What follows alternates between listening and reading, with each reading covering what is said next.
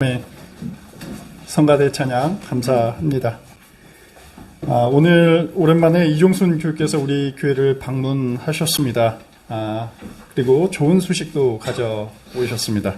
6월에 결혼식을 올릴 예정이라고 합니다. 그래서 아내 되실 분도 이 자리에 함께 와주셨습니다. 성함은 노자키 카노코 선생님이십니다. 우리 박수로 두 분을 환영해 주시면 감사하겠습니다. 환영하고 축복합니다. 나중에 다시 인사드리겠지만 결혼식을 준비하는 과정과 또 신혼생활에 주님께서 은총과 복을 내려주시길 간절히 기원합니다. 아멘. 오늘은 사순절 첫째 주일입니다. 동시에 졸업, 입학, 감사 예배로 이 시간 진행하고 있습니다. 우리 교회에서는 중학교를 졸업하고 고등학교에 입학하는 2명의 학생이 있습니다. 김은미 교우님의 자녀인 송태한 군이 우리 백현고등학교에 입학을 합니다. 또 정대일 교우님의 자녀 정희로 양이 영생고등학교에 입학을 하게 됩니다. 두 아이 앞길을 위해서 교우님들께서 항상 기도로 응원해 주시길 간절히 기원합니다. 저희가 교회 소식 시간에 다시 한번 이 두 우리 청소년을 위해서 기원해주고 또 축복해주는 시간 갖도록 하겠습니다. 오늘은 예수께서 묻다라는 제목으로 말씀 함께 나누겠습니다. 제가 시 한 편 읊어드리면서 오늘 말씀을 시작할까 합니다. 그리움은 나의 가슴 속에 깊이 새겨져 언제나 그대의 모습이 떠오르네. 그리움은 나의 마음을 가로막아 잊을 수 없는 그대의 미소를 떠올려. 그리움은 나의 마음을 아프게 하지만 그대와 함께한 추억은 영원하리라. 그리움은 나의 사랑을 증가시키는 불꽃이니라. 여러분 혹시 이 시의 작가가 누구인지 아십니까? 아마 쉽게 추측하기는 어려울 것 같습니다. 그런데 놀라운 것은 이 시의 작가는 인간이 아닙니다. 챗 GPT라고 AI로 작동하는 챗봇이 이 시를 썼다고 합니다. 그리움에 관한 시 한 편을 써달라고 하자 이렇게 뚝딱 시를 만들어서 나온 결과물입니다. 작가를 숨기고 어느 시인에게 평을 부탁드렸습니다. 그랬더니 이러한 평이 돌아왔습니다. 그리움을 사랑을 증가시키는 불꽃으로 은유한 대목에서 흡입력이 느껴졌다. 여러분 아신 것처럼 최근 챗 GPT가 세간의 주목을 받고 있습니다. 방대한 데이터를 학습해서 시와 소설은 물론 학술 논문에 이르기까지 굉장히 질문하는 자의 요구에 맞춰서 글과 정보를 제공하고 있습니다. 가령 이러한 글도 제법 잘 쓰더라고요. 기후변화 대응을 위한 전략과 해결책은 무엇인가?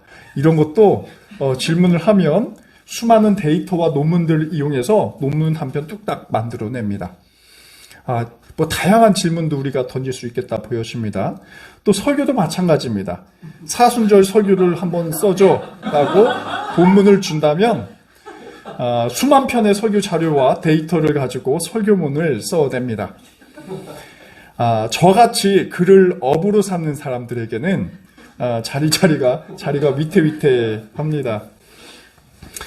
그리고 제가 오늘 우리 노자키 카노코 선생님을 위해서 설교문을 일본어로 번역을 했는데 제가 한 게 아니라 이 파파고라고 해서 굉장히 깨끗하게 번역이 곧잘 되더라고요. 한번 돌렸더니 이 어순이라든지 이게 유사성이 있어서 그런지 아주 이해하는데 전혀 무리가 없겠다 생각이 들 정도였습니다. 기존에 우리가 이 AI 대화 서비스는 기계와 대화하는 것이 금방 인식이 되었습니다. 기계가 번역한 작품인지 아닌지 금방 확인을 할 수가 있었습니다. 하지만 챗 GPT는 상대방의 의도를 파악하고 또 오류를 수정하면서 인격체에 가까운 상호작용을 제공하고 있습니다. 앞으로 기술적인 진보가 좀 더 이루어진다면 인간이 한 것인지 아닌지 구분하기 정말 어려울 것이라 보여집니다. 그리고 이러한 고차원적 AI 기술은 언론뿐만 아니라 정보통신, 경제, 법 등 대부분의 영역에 있어서 지대한 영향을 미칠 것이라 이렇게 보여집니다. 근데 그 가운데 이 교육이란 영역이 아주 먼저 영향을 받지 않을까 생각이 듭니다. 이제는 단답형 질문, 이런 답변, 그리고 단순한 서술형 질문으로는 학생들의 진정한 수학 능력을 평가하기 어려울 것으로 여겨집니다. 이미 컴퓨터와 AI는 방대한 정보를 갖고 있고 또 인간처럼 글을 쓰고 말을 하고 다양한 수준 높은 답변을 제공하고 있습니다. 하지만 과연 이러한 기술 발전이 인간에게 유익한 것일까 생각을 해봅니다. 아마 학생들은 깊이 있는 사고를 하는 데 있어서 혼란스러워할지 모르겠습니다. 사실 이런 우려는 10여 년 전부터 지속적으로 제기되어 왔습니다. IT 미래학자 니콜라스 카라는 사람이 있습니다. 이분이 쓴 책 가운데 생각하지 않는 사람들이라는 책이 있습니다. 이 책을 보니까 정보 기술이 발전하면 발전할수록 인류의 사고 능력이 퇴화한다라고 경고하고 있습니다. 정보 기술이 인류의 편리성과 효율성에 도움을 줄 수 있긴 하겠지만 인간이 똑똑해지는 것이 아니라 도리어 뇌 구조가 바뀌어서 생각하는 능력이 저하된다라는 주장입니다. 저는 이 지점에서 이런 물음을 생각해 봅니다. 만일 챗 GPT와 같이 어떤 인간의 고도의 기술이 발전하게 된다면 인간이 양보하지 말아야 할 것은 과연 무엇일까라는 질문입니다. 결국 인간만이 할 수 있는 것은 무엇일까? 또 인간만이 갖춰야 할 그러한 영역은 무엇일까? 우리가 쉽게 질문을 던져볼 수 있습니다. 아마 그것은 성찰하는 능력이 아닐까 합니다. 그리고 이렇게 성찰한다는 능력은 곧 질문하는 능력과 연결됩니다. 이제는 답을 찾는 어떤 역량이 중요한 게 아니라 어떻게 질문하는가가 중요합니다. 우리가 무엇을 묻는가, 그리고 무엇을 질문하는지가 굉장히 결정적입니다. 왜냐하면 질문이 답을 바꾸기 때문에 그렇습니다. 좀 더 폭넓은 관점에서 우리 시대가 필요하는 질문은 무엇인지 이것도 성찰하는 것이 굉장히 중요한 시기라 보여집니다. 오늘 성경으로 한번 돌아와 봅니다. 예수께서는 당대 시대를 변혁시키는 질문들을 굉장히 많이 던지셨습니다. 그리고 그 질문들을 통해서 제자들과 군중들에게 던지면서 그들의 생각과 삶을 변화시키고자 하셨습니다. 오늘 아침 우리가 묵상한 누가복음 6장 6절 그 이하에서도 예수께서는 끊임없이 군중들에게 질문을 던지죠. 사실 오늘 본문 이외에도 예수님께서는 대화하실 때 사람들에게 질문을 굉장히 많이 던지셨습니다. 가령 이런 질문들을 우리가 생각해 볼 수 있습니다. 사람들이 인자를 누구라 하느냐? 너희는 나를 누구라 하느냐? 또 시몬에게도 이런 말씀을 전했죠. 시몬아, 내 생각이 어떠하냐? 너희에게 무엇을 하여 주기를 원하느냐? 제자와 군중들에게 그들의 생각을 물으시면서 정말 그들이 필요로 하는 것은 무엇인지 스스로 깨닫게 하셨습니다.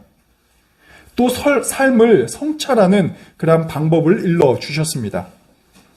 이러한 질문에 대한 답을 찾고 자기 삶의 문제를 해결하고 공동체를 변화하도록 이끄셨다는 것입니다. 그리고 이 지점에 질문이라는 화두가 자리 잡고 있습니다. 오늘 아침 우리가 묵상한 누가복음 6장 6절 이하에서도 예수님의 특유의 질문이 등장하죠. 9절입니다. 너희에게 이렇게 물어보겠다. 안식일에 착한 일을 하는 것이 옳으냐? 바로 이 예수님의 질문입니다. 여러분 어떻습니까? 예수님의 질문은 명료합니다. 복잡하지 않습니다. 어렵지 않습니다. 왜냐하면 당시 제자와 군중들이 살아가는 그 삶의 실존적인 문제를 물으시기 때문입니다. 추상적인 질문을 던지시는 것이 아니라 구체적인 우리의 상황 속에서 나오는 그러한 문제를 던지십니다. 오늘 본문 이야기로 들어가 보면 안식일 예수께서 병을 고치시는 이야기를 배경으로 하고 있죠. 오늘 이야기에서 핵심은 기적 자체가 아닙니다. 문제는 안식일법이라는 유대 전통과 예수께서 병을 치유한 일 사이에 벌어지는 논쟁이 가장 중요한 화두입니다. 안식일을 율법 전통 그대로 지켜야 한다는 바리새인들과 그리고 옛법을 극복하고 새로운 법을 세우시는 사랑의 법을 세우시는 예수님 사이의 갈등이 오늘 본문 속에 아주 잘 담겨 있습니다. 근데 저는 이러한 화두를 한 단계 더 나아가서 예수께서 이 유대인들을 깨우치시는 방법에 대해서 좀 초점을 맞추고자 합니다. 그리고 그 방법은 여러분 무엇입니까? 권고도 아니고 명령도 아니고 바로 질문이었습니다. 퀘스천, 빅퀘스천이라고 볼 수 있습니다. 이 질문은 그 어떤 대화의 방법보다 더 유대인들의 문제를 꼬집고 그리고 그들의 자기인식을 끄집어내어서 성찰하게 하고 또 생각과 삶의 변화를 이끌어낸다는 점을 우리가 목격하게 되는 것이죠. 6절부터 보시면 이렇습니다. 어느 날 안식일에 예수께서 회당에 들어가셔서 가르침을 전하고 계셨을 때였습니다. 마침 그 자리에 오른손이 오그라든 사람도 등장을 하고 있습니다. 하지만 이 무대 위에는 아주 불순한 눈으로 엿보는 자들도 함께 등장합니다. 바로 종교 지도자들인 바리새인과 율법학자입니다. 이들은 예수께서 과연 율법을 어기나 어기지 않나 예의주시하고 있었습니다. 물론 예수께서도 이 자들의 의도를 분명하게 인식하고 계셨습니다. 이들에게는 안식일 준수가 그 어떤 것보다 더 중대한 것이었습니다. 율법에 따라 안식일을 어기면 그것은 악이고 지키면 선하다라는 굉장히 단순한 이원론적 사고의 메인 자들이었습니다. 하지만 어찌 보면 이런 종교 지도자들 역시 자신들의 양이 구덩이에 빠져서 허우적거린다면 무의식적으로 재빨리 달려가서 구해낼 것이 뻔했습니다. 하지만 이들은 안식일법을 가지고 예수를 고발하기 위해서 기회를 호시탐탐 노리고 있었던 것입니다. 오늘 말씀은 사실 마가복음 3장에도 동일한 내용이 담겨 있습니다. 거기에는 이렇게 기록하고 있는데 예수께서 율법학자들과 바리새인들의 완악함에 대해서 탄식하고 분노하고 계셨다 이렇게 기록하고 있습니다. 저는 이 대목에서 완악함이라는 마음의 심정 상태 이 부분에 대해서 주목해 봅니다. 완악함이라는 것은 자기 생각만을 강하게 고집하면서 타인의 의견을 전혀 받아들이지 않는 마음입니다. 유대인들이 완악하게 된 것은 무엇 때문일까요? 율법을 우상화했기 때문입니다.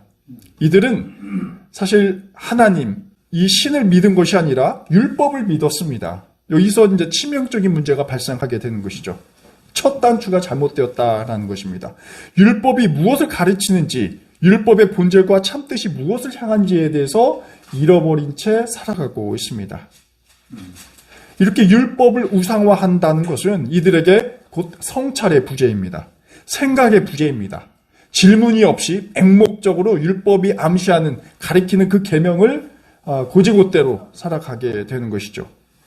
그렇기 때문에 율법 절대주의에 빠지게 되고 자기 생각만 옳다는 이 완악함이라는 상태에 처해 있게 됩니다.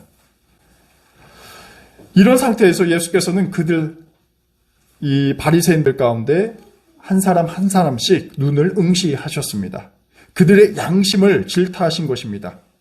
그리고 완악한 이들의 눈치를 보지 않으시고 손이 오그라든 사람에게 손을 내밀라 하셨습니다. 그리고 안식일 그 순간에 손을 고쳐주십니다. 여러분, 오늘 본문에서 이 종교 지도자들의 한계는 무엇일까요? 1차적으로는 그들의 갖고 있는 율법관이라 볼 수 있습니다. 율법은 가치관이고 또 인생관이고 세계관이라 볼 수 있습니다. 유대인이라면 어떻게 살아가야 하는지에 대해서 삶의 철학이 이 율법 속에 담겨져 있죠. 하지만 이들은 율법을 제대로 알지 못했습니다. 율법의 본질을 따르는 것이 아니라 율법주의를 신봉하고 있었던 것이죠. 우리가 율법의 본질을 따른다는 것과 율법주의라는 것은 사실 구분될 필요가 있고 다릅니다. 본래 이 구약의 율법이라는 것의 핵심은 사랑, 생명 여기에 있었습니다. 율법은 생명을 본질로 하고 있고 생명과 죽음에 대한 이 보편적 가치를 전하고 있는 것이죠. 율법이 가리키는 것은 이 사랑과 생명 우선성인데 유대 지도자들은 율법의 껍데기에만 오롯이 몰두하고 있습니다. 게다가 심각한 문제는 이 율법을 기준으로 해서 이 율법 준수를 기준으로 자신과 타인의 신앙을 재단한다라는 것입니다. 말씀드린 것처럼 율법 준수는 선, 그렇지 않으면 악이라는 이런 식입니다. 이러한 판단에서는 사실 마녀사냥식 어떤 신앙생활만 있을 뿐 사랑의 율법은 결핍되는 것이죠. 그래서 예수께서는 이러한 문제를 아주 호되게 질타하고 계십니다. 그런데 어떠한 방식으로 이러한 유대인들의 완악함을 깨트릴 것이냐, 이 방법이 문제입니다. 앵무새처럼 율법을 반복하고 사랑 실천을 위한 신앙생활로 나아가지 못하는 이들을 어떻게 구제할 것이냐, 여기가 큰 중대한 지점입니다. 이 사안에 대해서 예수께서는 사실 호통을 치고 명령을 해서 너희들 이제 더 이상 율법에 대해서 얽매여 살지 말라라고 하셨을 법한데 그렇지 않고 대신에 간단한 질문 하나를 던지십니다. 이 질문을 우리가 눈여겨볼 필요가 있습니다. 질문을 던진다라는 것입니다. 9절에 등장하죠. 너희에게 물어보겠다. 안식일에 착한 일을 하는 것이 옳으냐? 악한 일을 하는 것이 옳으냐? 또 목숨을 건지는 것이 옳으냐? 아니면 죽이는 것이 옳으냐? 이 질문은 단순합니다. 하지만 깊은 성찰이 녹아있는 그러한 물음이었습니다. 적어도 바리새인과 율법학자에게는 더욱더 그랬습니다. 아마 이 지도자들이 예수님의 물음을 받았을 때 적잖이 당황했을 것입니다. 왜냐하면 이들 역시 무엇이 선이고 무엇이 악인지 분별하고 있었기 때문에 그렇습니다. 이들에게는 사실 선과 악의 문제가 아닙니다. 율법주의와 이를 율법으로 예수를 정죄하려는 그 악한 마음이 문제였던 것입니다. 또 그렇게 살려는 그들의, 또 판단하려는 그들의 삐딱한 마음가짐과 모난 생각입니다. 만일 안식일에 목숨을 건지는 것이 옳다고 한다면 어떻겠습니까? 자신들이 신봉해온 안식일 율법 준수는 곧장 무너지게 됩니다.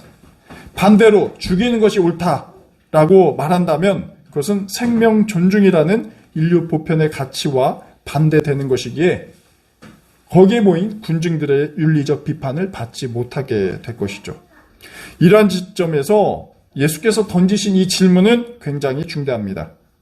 사랑의 지혜에서 우러나오는 그러한 질문입니다. 생각과 성찰이 부재한 율법주의, 하나의 절대적 이념이 되어버린 그러한 율법이 아니라 이제는 그 율법이 담고 있는 그 본질에 대해서 집중하자. 사랑의 진리를 보자. 예수께서 묻고 계십니다. 하지만 안타깝게도 어떻습니까? 이들은 자신의 생각 없음을 부끄러워하지 않았습니다. 마음을 바꾸지 않았습니다. 회심하지 않았습니다. 오히려 자신의 속내를 예수께 들키고서는 예수를 어떻게 죽일까 노골적으로 모의하기 시작했습니다. 이 예수께서 던지신 질문은 지금 우리에게 향하고 있습니다.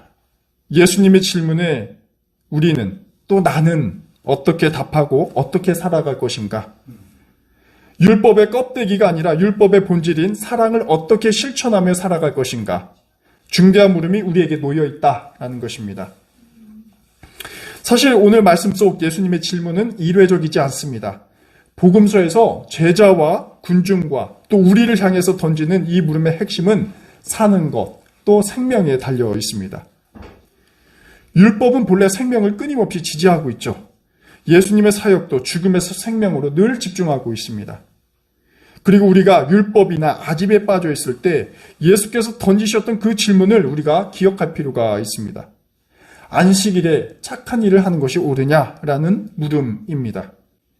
어쩌면 당연한 물음이지만 우리는 이 물음에서 점차 멀어지고 있다라고 생각해 봅니다. 안식일 규정이란 율법과 생명을 살리라는 그 예수님의 새로운 율법, 이 양자는 유대 지도자들에게는 갈등하고 서로 대립하는 것처럼 보였지만 사실 이것은 서로 하나입니다. 하지만 우리가 맹목적으로 율법을 고집하는 것이 때로는 반생명적인 행위로 나갈 위험성이 굉장히 다분하다라는 것을 당시 유대의 지도자들이 명백하게 우리에게 보여주고 있습니다. 오늘 졸업과 입학 감사 예배를 드리고 있습니다. 우리 송태한 그 다음에 정희루 학생이 이제 고등학교에 진학하면서 또 큰 꿈을 꾸고 지식을 쌓고 배움의 길로 정진할 것입니다. 또 이러한 교육의 상황 속에서 아까 제가 말씀드린 챗GPT나 다양한 AI 기술이 발전하면서 우리가 지식해야 될 그 지식의 내용과 방법은 꽤나 달라지겠죠. 물론 그렇다고 해서 급속히 변화하리라 생각하지는 않습니다.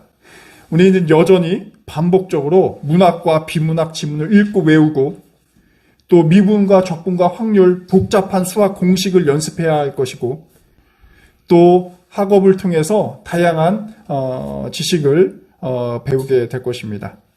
하지만 우리가 배운 지식이 과연 무엇을 위한 것이냐 할 질문을 던질 필요가 있죠.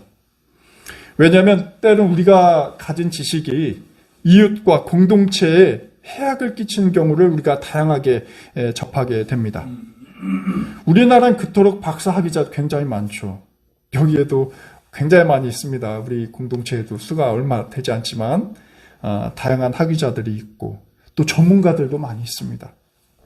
근데 이런 지식과 지혜들이 과연 우리 사회와 우리의 행복을 위해서 어느 정도로 기여하고 공헌하고 있을까 질문을 던져봅니다. 오히려 행복해지기보다는 불행해지고 있고 모두가 비참해지고 있습니다. 지식이 권력이 되고 또 그 권력이 남의 것을 빼앗고 자기 삶에만 목적을 맞추고 그것이 또 이웃의 삶을 때로는 송두리째 빼앗는 일도 비일비재에 일어나고 있습니다. 이것이 무엇이 문제입니까? 질문이 없어서가, 지식이 없어서가 아닙니다. 성찰이 없기 때문에 그렇습니다. 우리가 바른 질문을 던지지 않기 때문에 그렇습니다. 하지만 우리 여기 계신 송태환, 그 다음에 정희루 학생이 고등학교에 가면 지식을 쌓고 암기를 요구하는 그 제도에 있겠지만 이제는 답을 찾는 것이 아니라 질문하고 탐구하고 성찰하는 그 능력이 더욱더 요청되리라 봅니다. 그리고 그 질문의 방향은 무엇일까? 그 본질은 무엇이냐 할 때 오늘 예수께서 던지신 화두처럼 사랑의 율법을 실천하고 있느냐에 이 강조점이 있다라는 것입니다. 우리 낙산교회 교우님들께서 송태한 정희루의 이 고등학교 생활을 위해서 지속적으로 기도해 주시길 부탁드립니다. 또 건강을 위해서도 기도해 주시고 또 공부하는 데 가운데 있어서 또 물질적으로 재정적으로 채워질 수 있도록 기도해 주시길 간절히 빕니다. 우리의 기도가 걸음이 되어서 두 학생을 통해서 펼쳐질 희망이 가정과 우리 교회 공동체뿐만 아니라 모든 사회와 모든 영역에 있어서 빛을 발하고 또 사랑의 리더가 되길 간절히 기원합니다. 아멘. 기도하겠습니다. 하나님, 저희의 피를 나시고 저희를 먹이시고 입히심에 감사드립니다. 하지만 저희는 인식의 한계로 인해서 율법에 갇힌 채 율법의 본질을 망각하며 살아갑니다. 그리고 율법에 저희의 욕망을 첨가하여 사랑의 계명을 등한시하고 그리스도의 삶을 멀리해 왔습니다. 하지만 주님께서 물으신 것처럼 당신의 율법과 계명은 오로지 저희 자신을 살리고 이웃을 살리고 공동체를 살리는 데 있음을 알게 하옵소서. 단순히 율법을 기계적으로 반복하며 성찰 없이 사는 삶이 아니라 끊임없이 당신의 진리를 묻고 오늘의 현실을 복음으로 조명하며 보다 성숙한 그리스도인으로 살아가게 하옵소서. 예수 그리스도의 이름으로 기도드립니다. 아멘.